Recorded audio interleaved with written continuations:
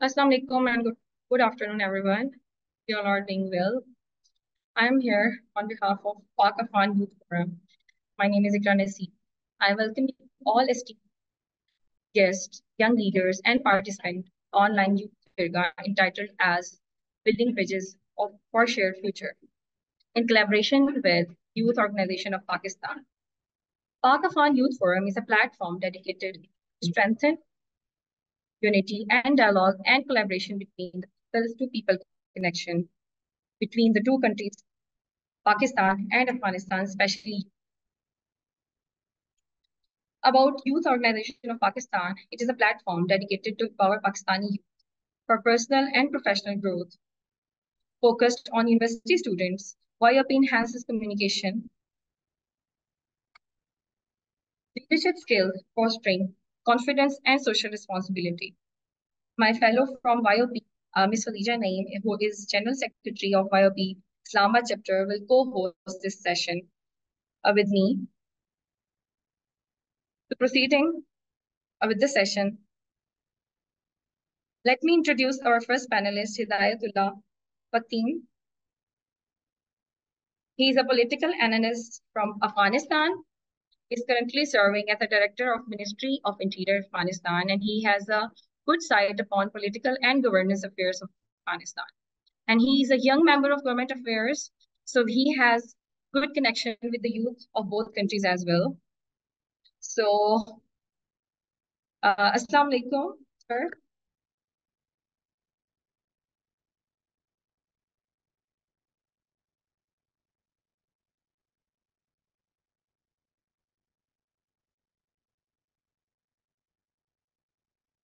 Hidayatullah Saab, can you hear me?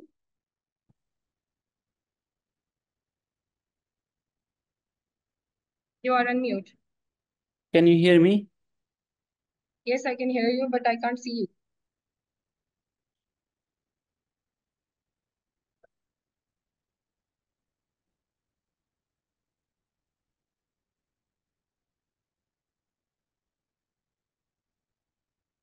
Sir, can you turn on your camera so we can continue?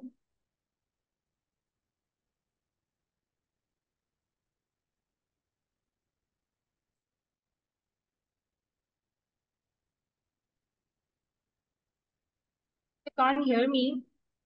Uh, am I audible to everyone? Tell the chat.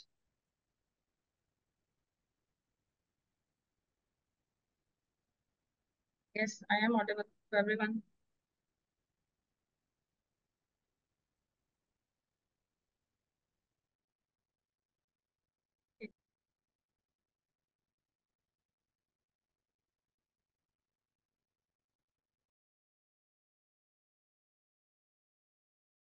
Sir, can you hear me now?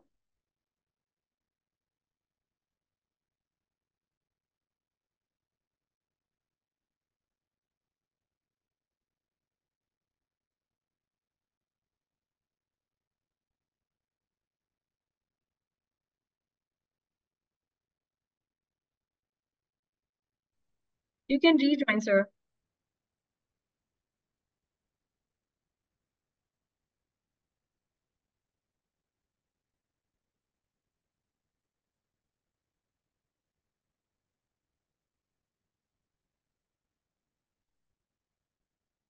So we'll move on to our next speaker. Meanwhile, Hidayatullah Saab can have their.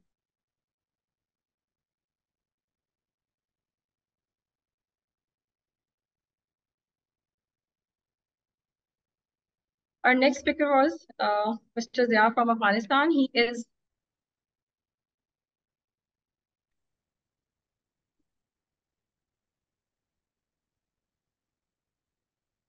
introducing our next speaker,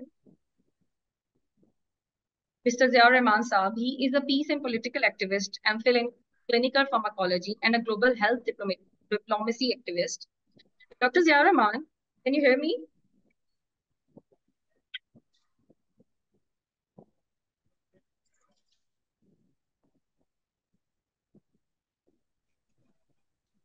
Assalamu alaikum and a good afternoon to each and everyone.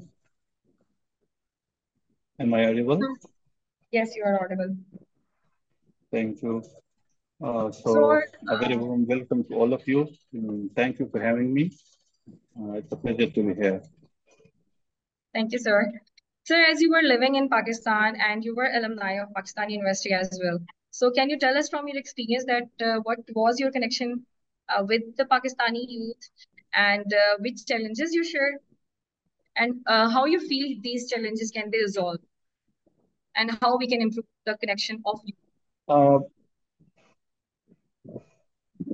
uh, Before presenting my experience about my education journey across Pakistani universities and colleges in my undergrad and elementary education background, I would tell you that first I was a refugee, and I started from my journey to as a refugee in Pakistan.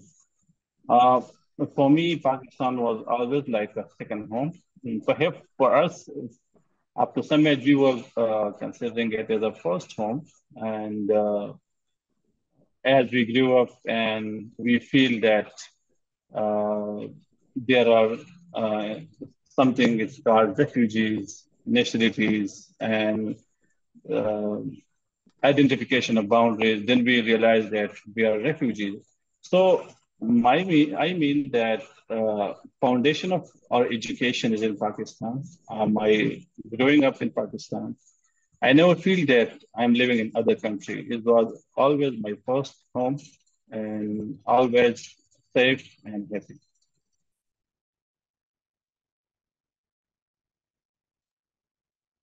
So, do you feel any challenges during your interaction with, Pakistani youth? And, if there are some challenges, we know, between the people-to-people connection when we talk about. So, can you tell us how the Could who you are please how could are you these please repeat the issues? question, please? Can you hear me? Could you please repeat the question? Yeah. Yes. Can you hear me now? Could you please repeat the question? Yes.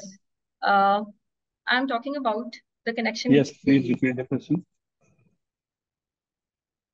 There's a delay in voice, I guess. Yes. So I am talking Please about the repeat the challenges. question. Have you faced any challenge Yes, while living in here and how they can be resolved? My question is. I personally never feel any challenge, but I felt the challenges being faced by my fellow Afghans in Pakistan. And uh, following the post 9/11 situation in Pakistan, in Afghanistan, where the uh, security situation were always not very much good in both the countries. So it was always the refugees who paid the price for any hardship they faced both in Afghanistan and Pakistan. So it was sometimes it was political, sometimes it was due to very genuine reasons, and Pakistan and Afghanistan relation weren't smooth over the years. And if you see the entire 70 or 80-year history of since the independence of Pakistan, but particularly following the arrival of refugees in Pakistan, especially following the post 9/11 situation, refugees were always on the receiving end, facing challenges both in Pakistan and Afghanistan. I personally never experienced any challenge, both in education institution as well as in my social life. But what I feel is the political and refugee right activists, my fellow Afghans, were facing challenges and they are still in that struggle. Mhm. We have facing security, political, and as well as challenges from the security agencies. So yes, it is happening in now, unfortunately. Yeah. Okay. So how you feel that these issues can be resolved? That's a very good question, and we and your organization, Pak Afghan Youth Forum, is doing a great job in tackling these issues. Now, if we see to the foundational mechanism, how the both governments have approached towards the resolution and the solving of this problem. It is imperative for both the countries to find a candid and a comprehensive solution for the legalization, repatriation, and other issues faced by the Afghans in Pakistan. Political instabilities both in Afghanistan and Pakistan have been the prime reason for the refugees to face challenges because Pakistan faces several. It is a reality. Pakistan faces numerous challenges, and I wouldn't blame them that they are deliberately suppressing the refugees, but there are some genuine reasons for Pakistan's security agencies to maintain law and order, to identify the difference between whether this refugee is a genuine refugee or someone who have linked with the radicalists. But talking about the solution, all the stakeholders involved in refugee issues, UNHCR, other international organizations, Afghan and Pakistan government should set a comprehensive solution. And Israel, the very much important point is about the repatriation plan for the Afghans. If we see the very much uncertainty has been there that when I see any refugees, they say we don't have any plan when we will get back to Afghanistan because neither Pakistan nor Afghanistan is giving them any solid date or deadline or mechanism of their repatriation. So everyone is uncertain, both here as a refugee from both from Pakistan and Afghanistan. So that's a better strategy. Thank you so much. It was very insightful points from your side. And now we'll move on towards our second speaker from Afghanistan, Hidayatullah Fatin Saab. He's a political analyst from Afghanistan, and he's currently serving as a director of Ministry of Interior Afghanistan, and he has a good sight upon the political and governance affairs of Afghanistan. I introduced him already, and now I'll just jump on to the questions.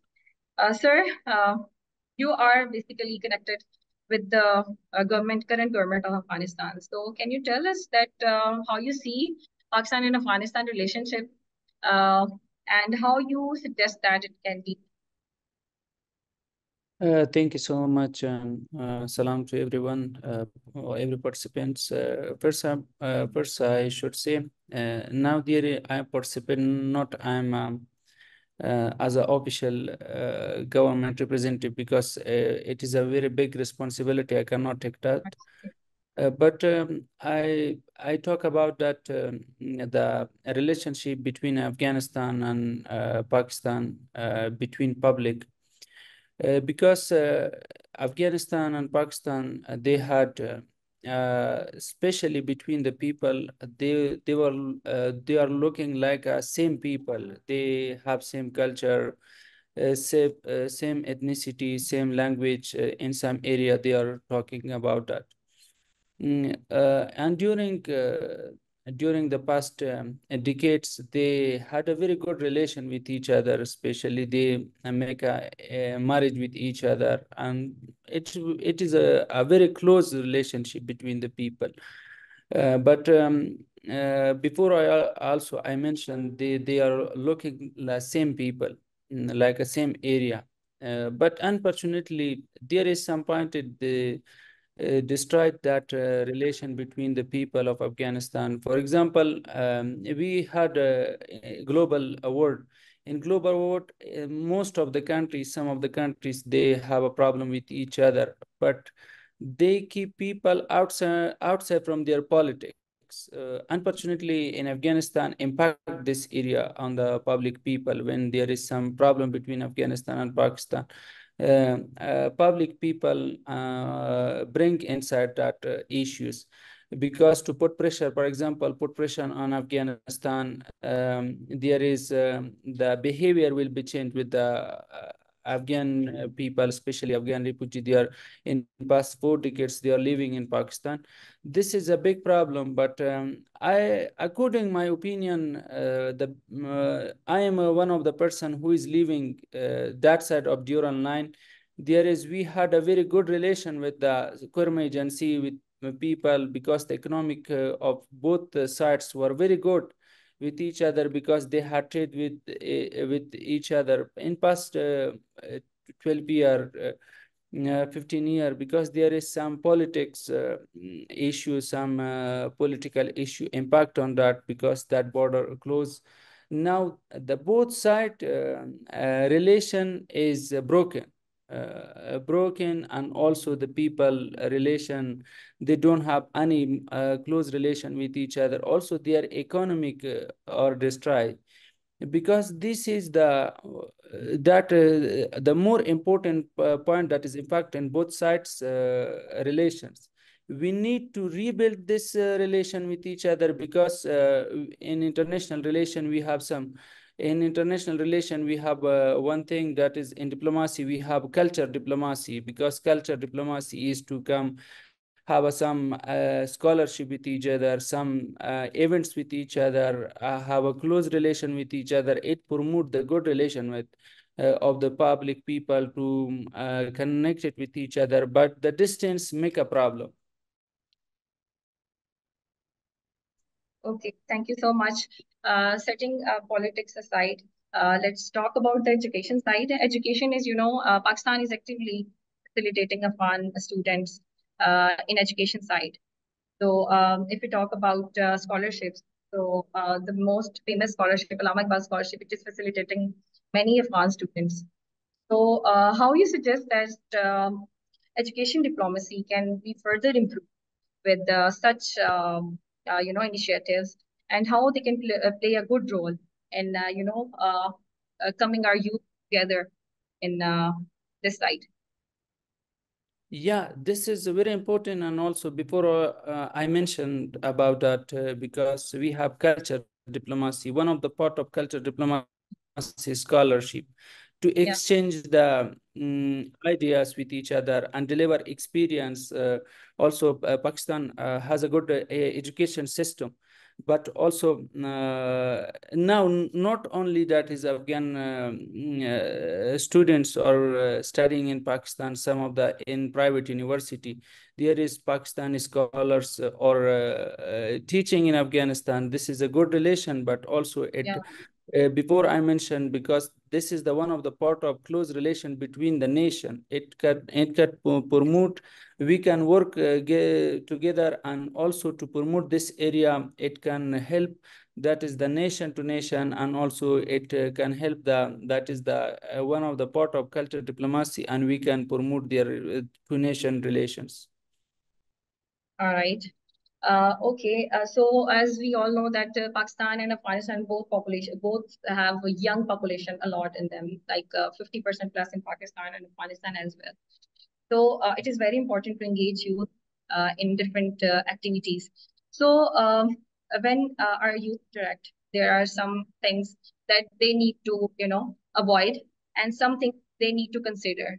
So how you give them any advice to both sides of youth, so that they can go peacefully in the future? One thing I every time mention, because the more of the I am not on that side, that is the emotional things. Yeah. Both sides, especially now, is the social media is a very it has a very important roles. For example, both sides that is used, the most of the young, unfortunately, they use the social media like emotionally. For example, I want to publish something that is emotionally, the people will think that it is good, but that is, we should work on logical reason. How can we do to build a good future with each other? We should work on logical reason, not the emotional things. For example, I fire a Pakistan flag in the social media because I want to take some likes and comments and other. And the opposite side, Pakistani youth doing the same.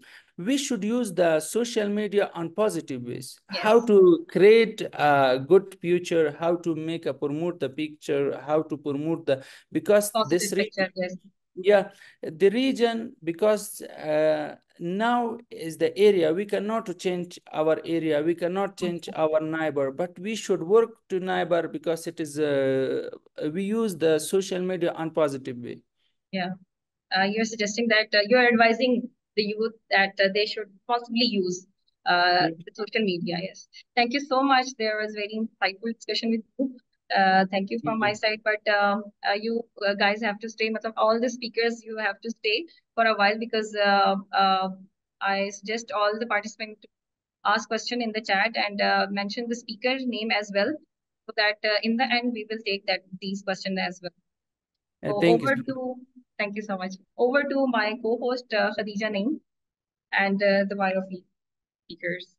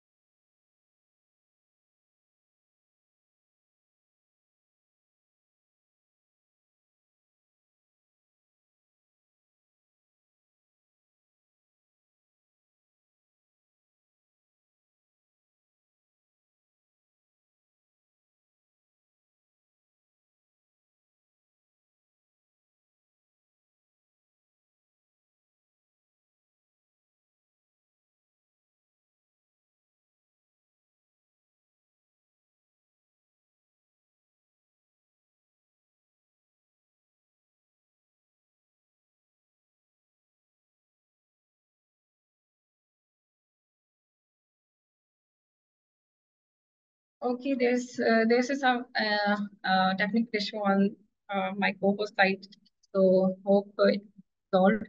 So moving further, I want to talk YOP participants. Let's proceed with the session.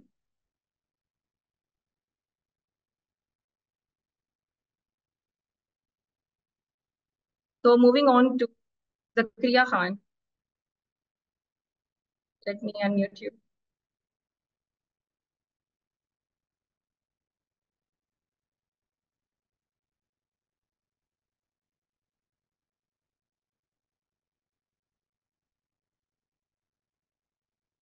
First of all, I would like to introduce Zakriya Khan. Zakriya, are you on mute?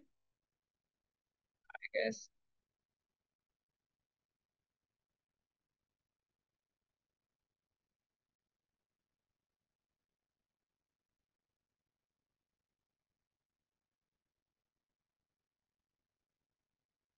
Okay, I would like to introduce Zakriya Khan. He's graduate in physics and serving as a secretary of technology for YOP.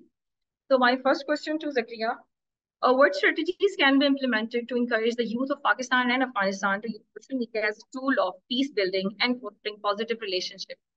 And how we can combat spread of misinformation on social media that can harm Pak-Afghan relations?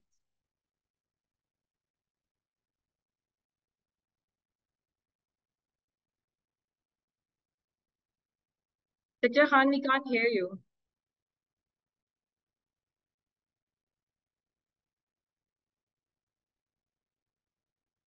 No. Can you hear? Yes, now. Can you hear me? Yes, now we can hear you. Okay. My name is Zakriya Khan. First of all, thank you for having me. And I am Secretary of Technology for YOP Youth Organization Pakistan. Regarding your question, misinformation and hate speech that is being spread on both sides on social media. First of all, I would say that print media and electronic media has played a very bad role in uh, in Pak-Afghan relations since a very long time, because I've seen there are many examples that I would mention that Pakistan, when something happened, when an incident happened in Pakistan, our media, electronic media and print media just blame Afghanistan for having done that thing. Same thing happened in Afghanistan. When something happened to Afghanistan, they blame us they blame Pakistan for that thing. So I think Pakistani and Afghanistan media are state-sponsored media. First of all, I would say that's why Pakistan need to come out of these irresponsible media things, and we have to promote uh, uh, we have to promote Pak Afghan relations through media, print media, electronic media, and social media. There are many challenges. First of all, there is no cross-border media collaboration. Number second, we have no neutral reporting journalists. For example, when we report something, when an incident happened and we report something, Pakistani journalists report in their own perspective, and Afghani do this from their own perspective. So this is the false use of media, print media, electronic media, and social media. I think now we need to go toward the right. We need to change this. Now we need to use media in a right way. But as a youth, I would say as a youth, we can handle this through having we should create some some social media accounts that we are already using. We don't have the power to change the state policies, but as a youth we can change ourselves. We can change our own we can use our own accounts, our institution, and make our own environment in a way to promote the Pak Afghan relation. So I think social media can play a very important role in Pak Afghan relation if we use it in the right way. If we don't let the false information share more, so I think we can fix the problem, because these are things that can destroy Pak Afghan relation, because the new youth, the new public is being followed by the people. So I think we have to change the use of social media. We have to change the use of electronic media. We have to counter them to do things in the right way. So that's it. Okay. Thank you so much, Zakariya Khan. It was a very insightful discussion from your side. So I will move on towards the next speaker, Iman Taj. Iman Taj, she's an undergraduate student of International Relations in Islamic in University of Haripur. She have huge experience of working with student societies, and engaging in the campus debates, and is currently serving as a campus head of YOP. So,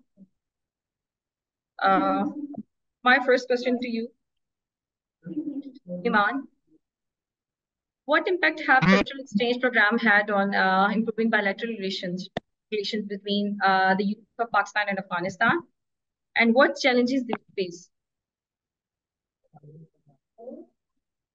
Can you hear me? No, you are not audible. Am I audible now? Yeah. Okay, so first of all, thank you so much, everyone. And secondly, as I would second the speakers, like we as a nation share the same values, norms, culture, and religion with our neighboring country, Afghanistan. So we can use culture as a soft power to foster our relation with Afghanistan. Like it would be very helpful to introduce cultural exchange programs across both countries. So the universities should send their students in both countries to at least spend one semester in Afghanistan or Pakistan, so they would know about the cultures, although we have common history or religion and basic norms and values, but there is difference. And when we start spending time with each other, we will have tolerance and start accepting each other's views. That's very important for the growth of any country or any society. So in my opinion, the universities should introduce cultural exchange programs, or even language programs should be introduced. Language is a main key of communication, and it's when one knows each other's language, it's very easy to say or to articulate whatever one is thinking. So language programs or cultural exchange programs and should be introduced in both countries for a strong relationship, to remove those misunderstandings and those perceptions that are about Pakistanis or Afghanistanis in both countries respectively. So then we should go for art and history. Like, we share the history, we share the art, the culture. The 18% of the population here in Pakistan speaks Pashto, and obviously majority population in Afghanistan is Pashtun. So there's a common culture between both of the countries. Challenges are like some stigmas are being attached with Afghanis, with Pashtuns. Like we all know, they are being labeled as terrorists and all. I being the student of University of Haripur, I have a lot of Afghanis studying with me, rather be juniors or seniors. So we should give them a proper space, or for them, we as students, or we as a youth, should ask or demand from our universities to have some seminars, to arrange some seminars. Like, this is the example, but we are engaging with each other. And other than, we should introduce some students societies for better understanding of each other. So yeah. Student societies are very common in Pakistani universities. I don't know much about the Afghan side. Do you have any information about that? And also tell us that what these societies face challenges in the cross-border collaboration, and how can these be addressed to enhance the impact? Personally, I haven't this much interaction with the Afghanis, although I have so many seniors and juniors in my university. But the thing is, we don't have any combined federation or society. You can say this is a separate Afghan society in our university, where all they arrange different seminars and do different activities. But yeah, there's think we should introduce a combined societies where we should come together and sit together, discuss with each other. So yes. Thank you so much, Iman. Now I'll move on towards our next speaker from YOP, Manahil Baz. I would like to introduce her. Manahil Baz is working as a Vice President, Federal Chapter and Secretary, International Affairs in YOP. She has recently worked with Ministry of Foreign Affairs, Afghanistan Department as an intern. Her bachelor thesis was on analyzing FPAC relations of TTP factor. She has engaged with UNHCR spokesperson regarding the Afghan deportation drive. She's currently working with the National Assembly of Pakistan IR Department as a research intern. Thank you so much for joining us, first of all. And I would like to ask you a question that, how can the collaboration between Pakistan and UNHCR be enhanced to effectively support single mothers and vulnerable segments of the Afghan population, small-scale projects? Assalamu alaikum everyone, I am Manahil Baz, and as our moderator has already talked about my profile, so I would not waste my time in repeating things about my profile, as we are already on time constraint. So the debate on Pak-Afghan relation is like a very complex one, and it requires a deep understanding of our shared culture, our shared history, our shared religion, and yes, the ethnic affiliation too. Both the countries, Pakistan and Afghanistan, have historically shared many we can say issues, like many mutual issues that have always been a hurdle in their smooth relations. And today also we are facing many issues, but today we are not gathered here to discuss those issues. We are here to discuss how we can build a shared future. And I am very thankful and I appreciate PAF and YOP for arranging such a good seminar entitled Building Bridges for a Shared Future. There are many policy prospects that we can work on, but I would like to highlight the collaboration between UNHCR and the government of Pakistan um, in facilitating the Afghan population. As we all know that the government of Pakistan has started international foreign repatriation plan, and we have entered into the second phase of this plan in which 8 lakh Afghan refugees are intended to be sent back to their homes.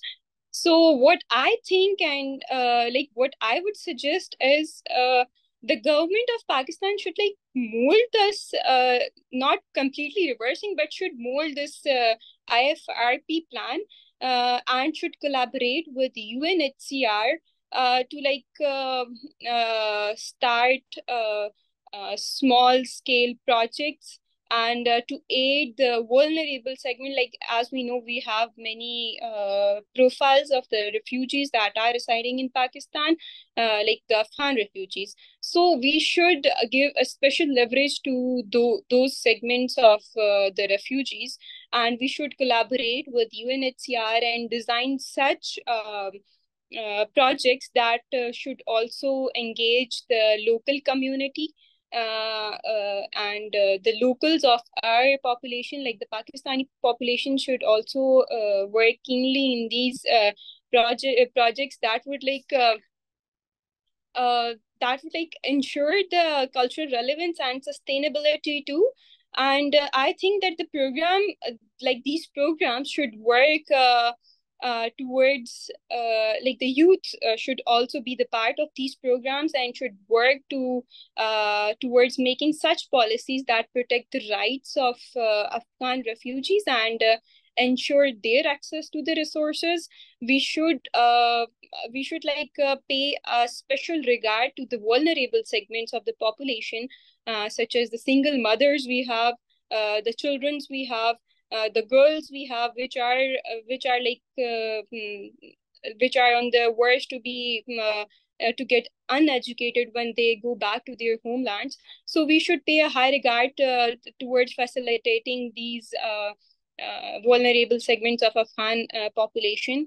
And what I think is the most important thing is we should also establish such systems that should evaluate the impact of these programs. Like, once we get this program initiated, we should start such programs that should evaluate the impact of these programs and should talk and should take knowledge, take data on the impact that has been done to the beneficiaries of these programs. Thank you. Thank you so much, Manahil. It was very insightful discussion from your side. Now I'll move on towards our next speaker, Zakir Khan. Thank you so much, Manahil. Zakir Khan, I would like to first. Zakir Khan is a final year BS student from Namal University, Islamabad, and currently he's serving as a Chief Secretary of YOP. Zakir Khan, are you here?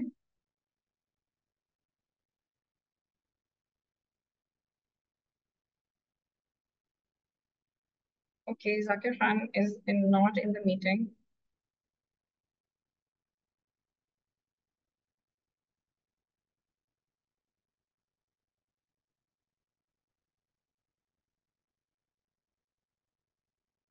Okay, our next speaker, Mohammed Akhtar.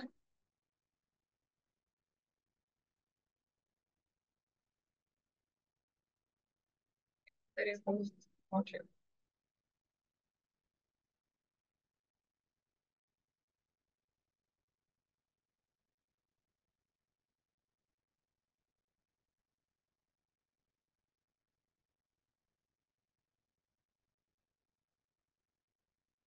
So Iman, if I can ask another question from you, as we have two more speakers in our webinar, so can I?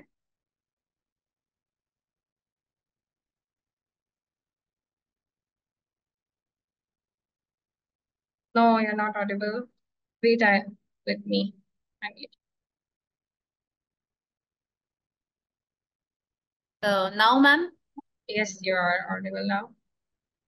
Yes, ma'am. Okay.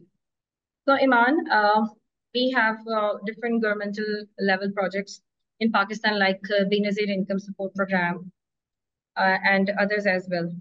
So how can Pakistan's Benazir Income Program can be adapted or expanded to support small scale industries like baking or handicrafts to the Afghan population that is residing in Pakistan?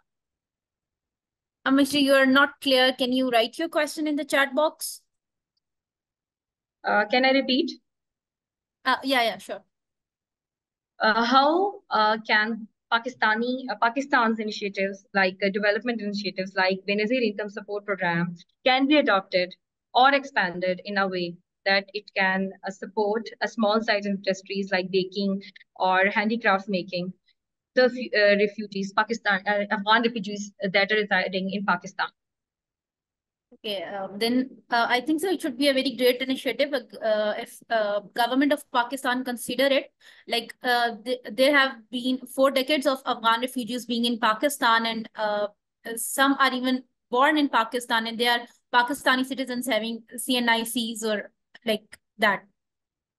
So it's a way of just making them skilled and make them useful for our nation. So government should take this initiative, like just for normal for all Pakistanis, as they are born in Pakistan, especially for the children that are after refugees settled in Pakistan, those who are born in Pakistan, especially for those.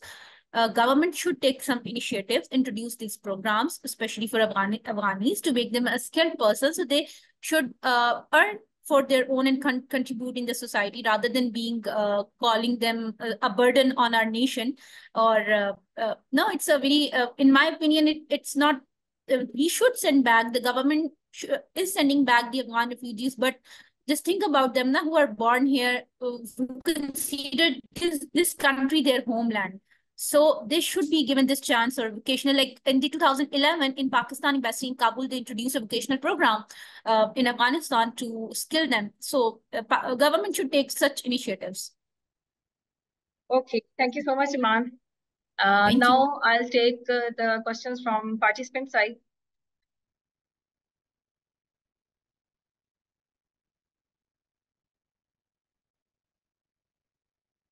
I hope all speakers are active so that I can ask questions from them effectively.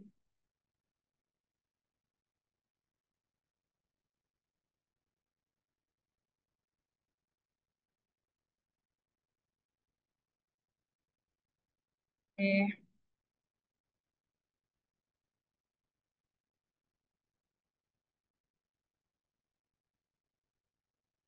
Okay. We have a question from Abdullah Sayyaf. How to channelize the blame game between Pakistan and Afghan authorities into constructive one, and how can the youth play a role in it? So I would like to give this question to Zia Saab. Are you here? Yes, thank you. That's a very basic and very much important question, how to avoid the blame game, which is one of the issues now, heated issue between the two countries. So to approach the solution of this issue, it is imperative to build the trust between the two countries, which is lacking nowadays. Yeah. Both countries are not regularly engaging. To be honest, there's not a consensus in Pakistan's policy makers that how to approach the dialogue and engagement with Afghanistan. If we are talking, I think first we should avoid the negativities, but if we want to reach to the root cause of any issue, and if we want to discuss something frankly in a very comprehensive way, we should discuss all the points related to this issue. What I know that there's not a consensus between the Pakistani policy influentials on how to engage with Afghanistan for building trust. The heat of one of the key issue, which is I was listening to the ex-Prime Minister Nawal Kakar, and he was saying that TTP is now the post and top issue between the two countries. So Yes. Afghanistan have generously hosted the negotiation between the Pakistan government and the TTP.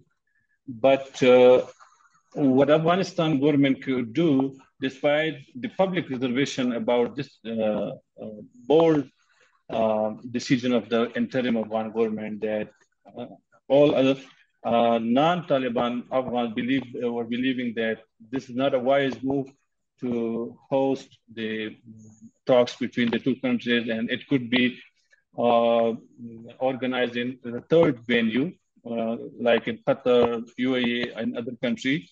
But as a gesture of good neighborhood and optimism, Afghan government have hosted talks between the Pakistani representative Jirga and the TTP, which were unfortunately mishandled from this side, and those talks weren't being so much fruitful. Okay. The prime principle of the diplomacy is to engage and to not to say a dot or finishing point to an issue. And if we see following that mediation talks, there's not a single comprehensive negotiation, or there is not a single channel of talks between the two countries, like affairs were used to be happening between the previous PTI government and the PMLN government and the Afghani regime. It should have been, there should have been a proper channel of talks between the two countries on the some very much important issues like the border management, like cross movements of the non-state actors, refugees, and the trade, which is very much important, trade and transit. So if you are not engaging, if you are not hearing each other, definitely there are developing speculations, there are developing doubts, and some external actors are also involving in the bilateral relations of the two countries, which is and the reason why the third parties are involving, the global media are involving, the global analysts are discussing the Afghanistan and Pakistan relation, because both countries have given them space. If both countries were supposed to be regular engaging and have the consistent talks, consistent diplomatic state level negotiation, I don't think there would have been many issues. But the prime reason of the blame game between the two countries is that there's lack of regular engagement on state level. Thank you so much for your time, and it was wonderful having you. And we have some more questions as well. And now over to my co-host. She had some technical issues, but now they are resolved. So she'll proceed with further questions. Over to our co-host, Khadija Naeem. Thank you so much, Ikram, and thank you so much for bearing with me. So the next question is sent from Mr. Zia, that what went wrong that the two neighbors having so many commonalities are on the brink of complete mistrust? It's the same question from Abdullah Siab.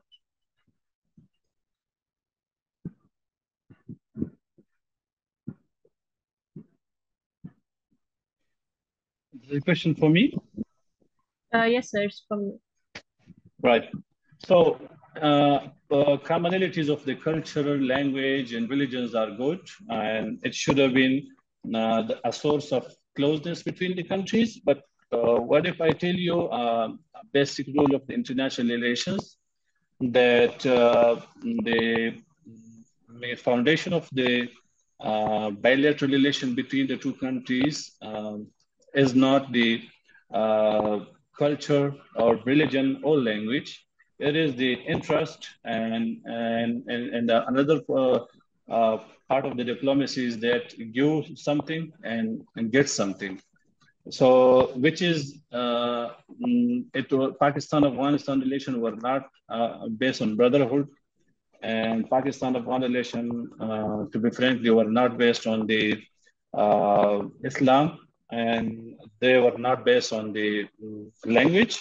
It was purely based on the national interest of the both countries, those who have decided, and all the ups and downs which was happening in these 7 or 8 decades between the two countries. So,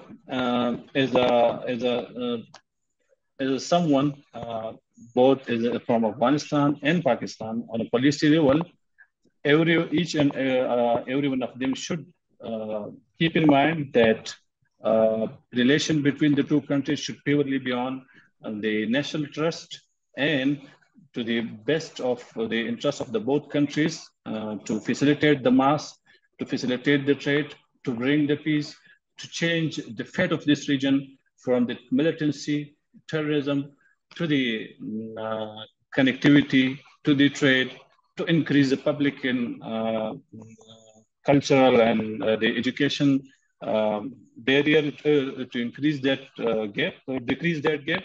So yes, we can utilize these commonalities, but to be very frank, it was never been a source of the closeness between the two countries, which should have been capitalized in our bilateral relations. So there's my point.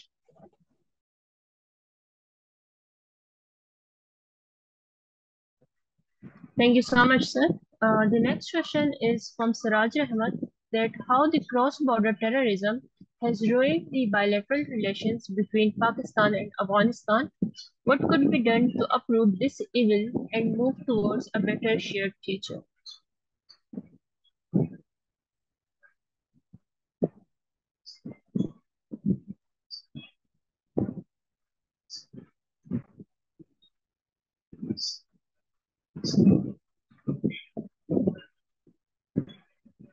Who would like to answer that? Please ask from the speakers.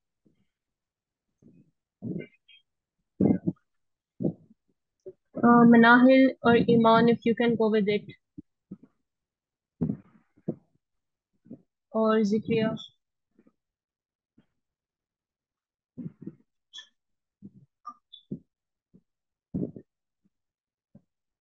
Okay, I would be answering to the question of Mr. Siraj Ahmed. He has asked how the cross-border terrorism has ruined the bilateral relations between Pakistan and Afghanistan. What could be done to uproot this evil and move towards a better shared future? Okay, so the how has the cross-border terrorism ruined the relations? Siraj, we can see the recent move of our government, that is IFRP.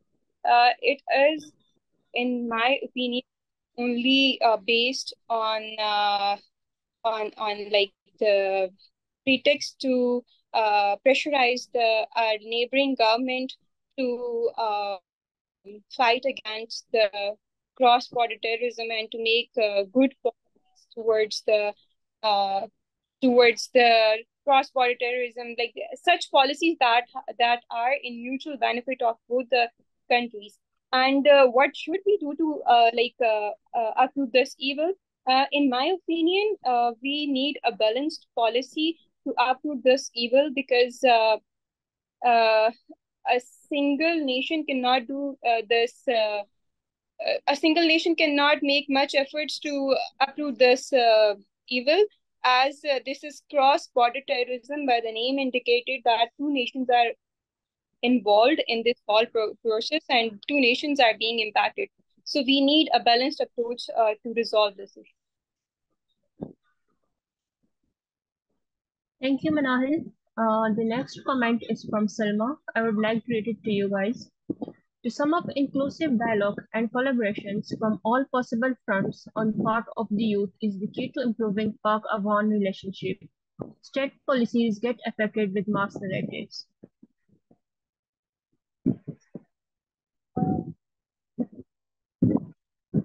The next question is from Muniba, and she wants to ask the question from Mr. Zia.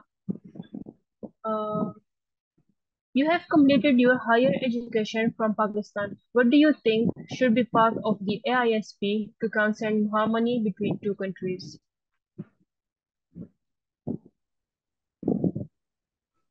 Could you please repeat the question, please? Okay. So she's asking that you have completed your higher education from Pakistan.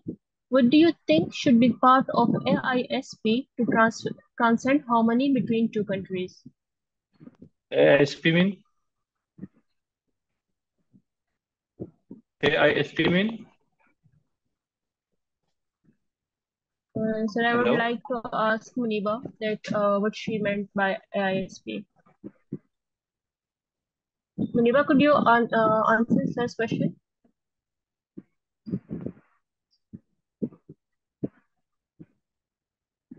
We can take another question of Muniba. Meanwhile, that is there any way through which we can engage public to more logical towards the development?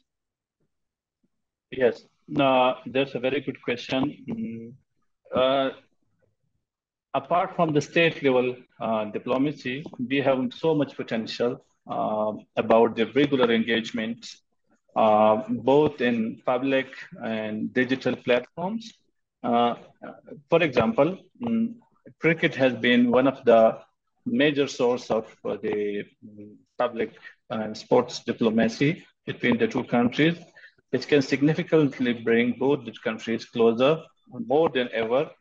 And everyone acknowledged the role played by Pakistan in the development of the Afghanistan cricket.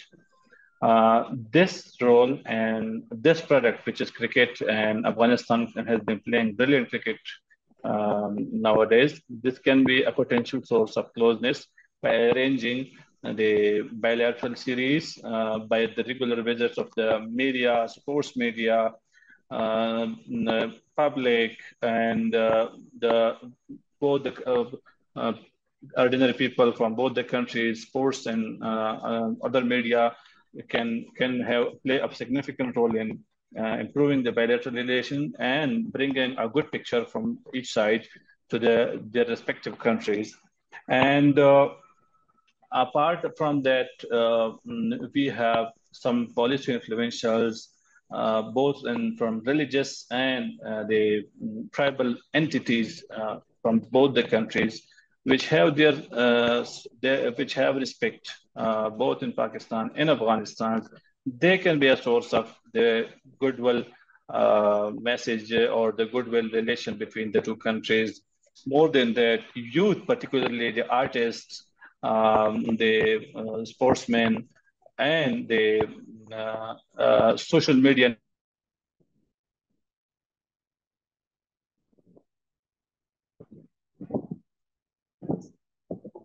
Yeah, they are all.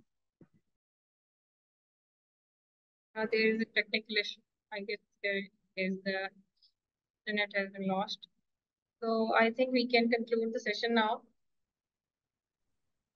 So yes, over to the conclusion. Khadija. Okay, sure. Thank you so much, Namika, for choosing me to have the closing remarks. So, ladies and gentlemen, as we conclude this productive Pak Afghan Youth Jirga on building bridges for the shared future, I want to sincerely thank each of you for your active participation and valuable contribution. Today, we explored important ideas across three key areas. First, our youth participants showed great passion in discussing how to strengthen culture ties, improve educational and job opportunities, and use effective communication to bridge gaps between our communities. Your energy and dedication remind us that the future of Pakistan and Afghanistan is in capable hands. Second, our discussions on policy and governance emphasize the need for cooperation in ensuring security, managing borders, and building strong political relations. The expert insights provided clear strategies for strengthening our ties and promoting peace and stability in the region. I extend my heartfelt thanks to Pak Afghan Youth Forum and the Youth Organization of Pakistan for organizing this important event. Your efforts to create platforms for dialogues and collaborations are essential in bringing our nation closer together. A special thank you to all our speakers, panelists, and participants. Your contributions have enriched our discussions and laid the foundation for future initiatives.